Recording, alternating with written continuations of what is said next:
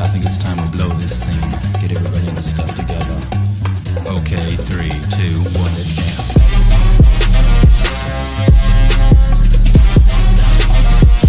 What up, everybody? It's Stick Braxton, aka Clueless Vino. I'm here with. Hi! I'm Anna. I'm here with my wife, and it's a very important week because upcoming this Friday, November 19th, is the release of Netflix live action Cowboy Bebop.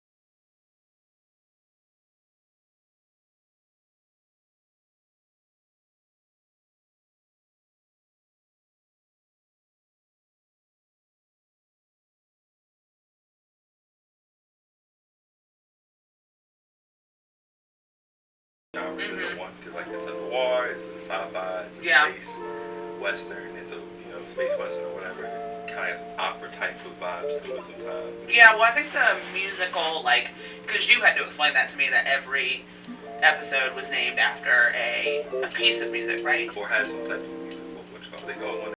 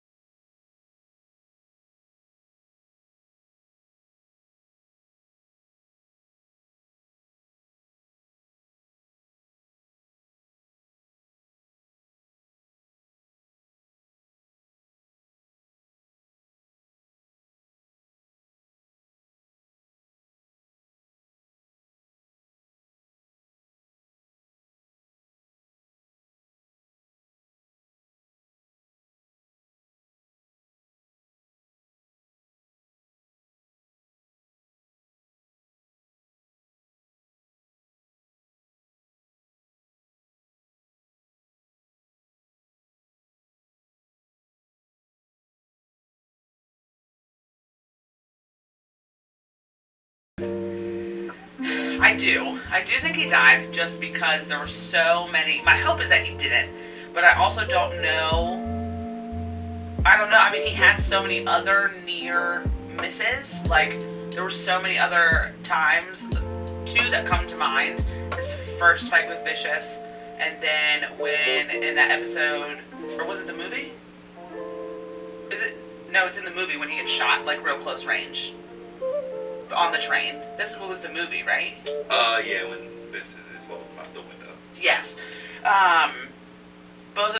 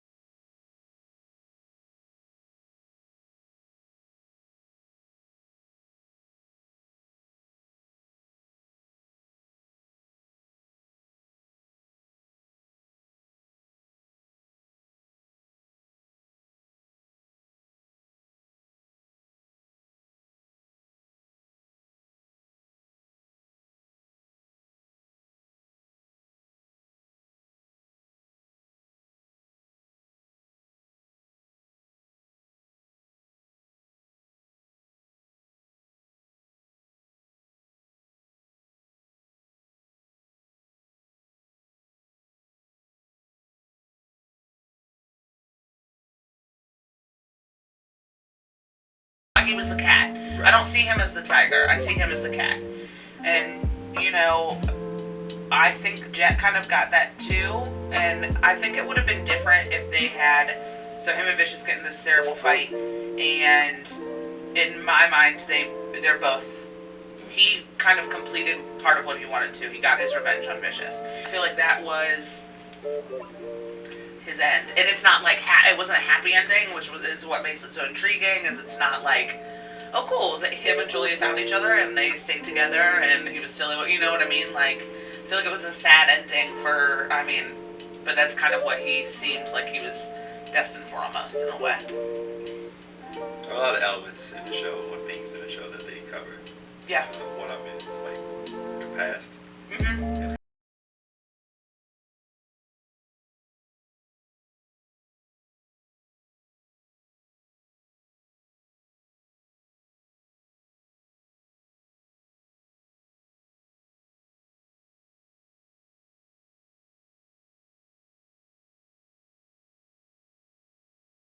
And her like immaturity almost, because she does seem super immature for her. I don't know how old Ed's supposed to be, but she seems something's not like quite 12 or 14.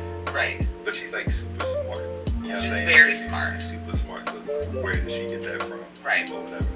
And obviously Spice is the syndicate or whatever. Yeah. So like that's just like one of the themes that always like in most episodes you get other episodes where it's like no consequence to the show or whatever. But I think that's the fun part is that you you pick up on stuff like that. Questions that you felt were unanswered. What were those questions? Well, I don't feel like we got like we didn't get a full backstory on anybody, right? Define full backstory, I guess. Well, so I don't know, I guess I guess to me like part of was nothing, it didn't fully seem finished, I guess, but I guess that's life, right? So like, you know, I don't know, I don't feel like Faye got her ending. Like Faye didn't, she figured out where she came from, but she's also, it was so far in the past that nobody she knew, except for that one lady that she met, remembered her. There was nothing left from it. So it's like, how is she going to start over? Is she going to start over? Are her and Jet going to stay together now that Spike's gone? Like those kind of things. You know? You want to see what happens per se. And like where Ed is and all that stuff. I was a little confused about Ed's storyline, yes, because you find out that Ed has this father who the storyline sounds a little weird, like left her at a daycare, and then he forgot about her, and he seemed erratic anyway. But it's like we were just speaking to, like with the intelligence and stuff. Like, what about her mom, and where did that come from? Like, when did she start hacking computers? Like, why? Like, we never got that. Like, how did that come about?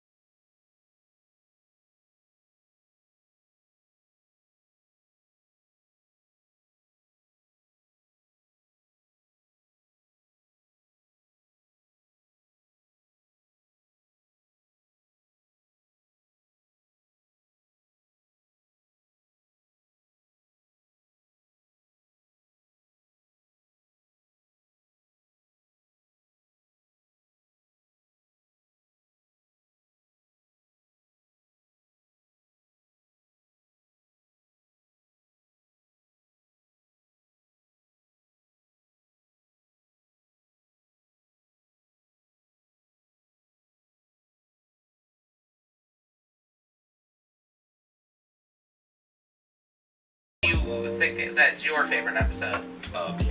Yeah, that one was fun. Yeah.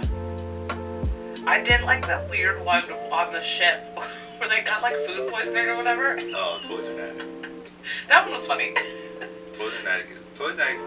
That's a divisive one. People are like, but it's a parody, bro. It's a parody off of the Alien. Yeah, so that was funny. I think the what you call it. There was that one episode that was kind of like, eh. But everybody says that it's the weakest episode. Yeah, Like, but that still wasn't even that bad. That's that Wookie Punch. Yeah. I rewatched.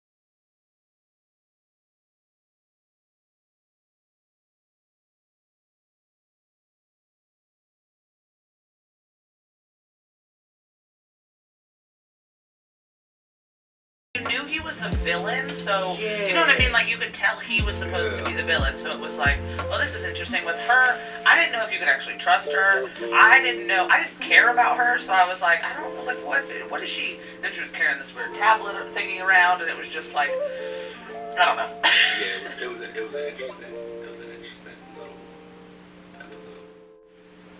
Do you think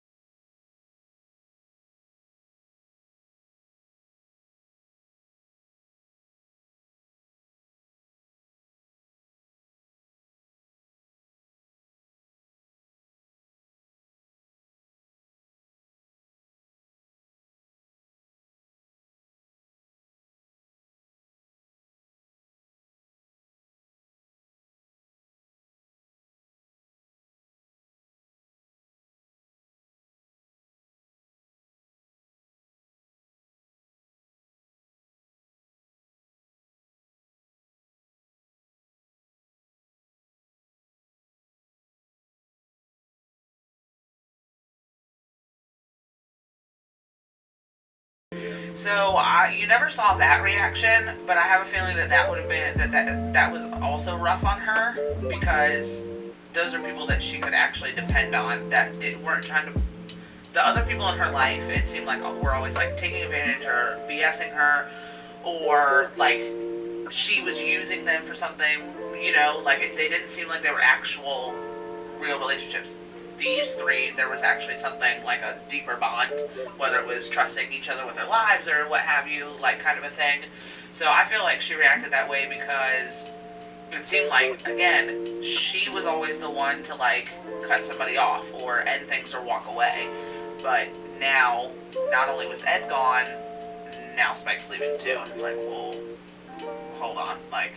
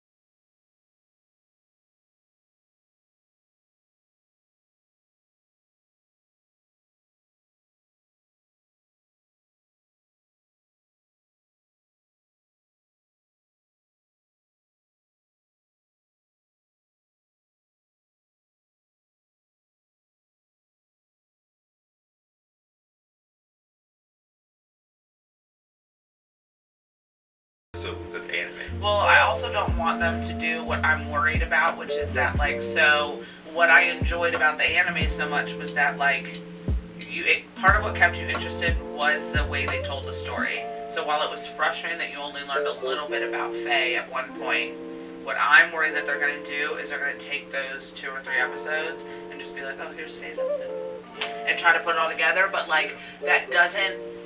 The development, her character development in between is important because it speaks to like one of the reasons I agree with you that I think she's rich is because of how flippant she is with money.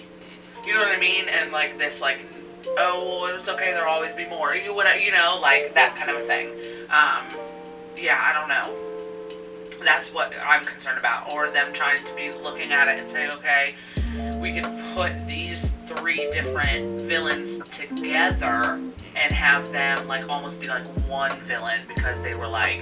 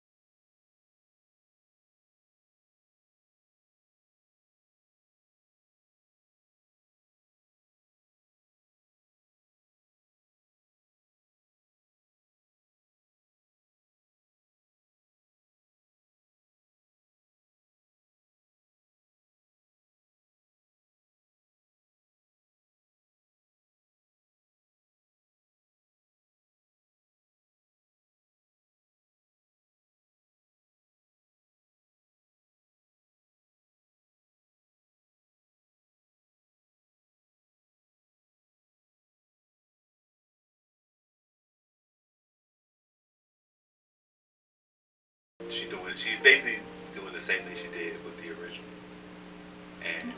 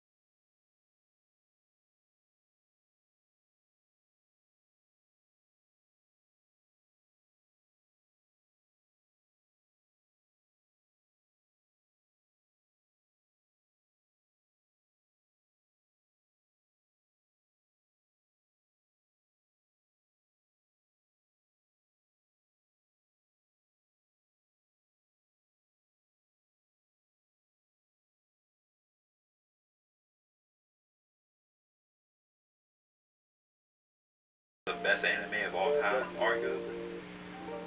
You can probably get away with it.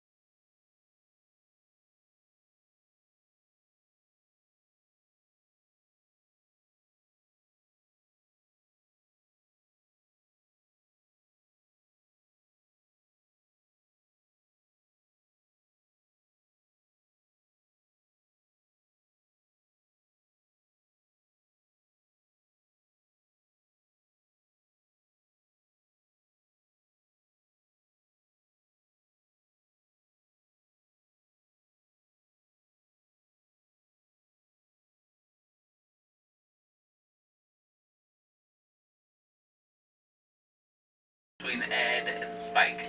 Okay. Just because you need to get different things from the two of them. Like Spike's, like I said, like I walked away like I cared about his story, you know what I mean? But with Ed was like the comedic relief, but there was also so much intrigue about Ed because you just didn't get a lot of answers. And it was like, what is happening? It was just like, had those like random.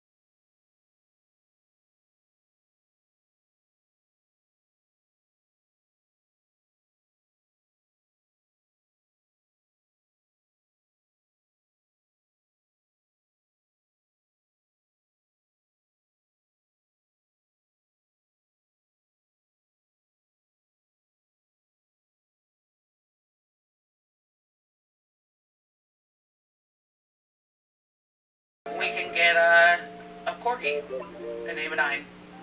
I would not be against getting a corgi named Nine, honestly. It's the only small dog I would do. But No, that's fair. Would have had to name Nine. No, you have to name your corgi. I have to. You can't do it any other All right, way. folks. So if you I have mean, a corgi, it won't be able to hack it. pass it over. Like Nine did. No, I was super smart too. But yeah, make sure you watch Netflix adaptation of Cowboy Bebop. Opposite Brass includes Vino. We're doing episodes soon again. But yeah, man, let's jam. You for real? We can't live Well, without them. I knew I whatever should have happens, come over here. happens.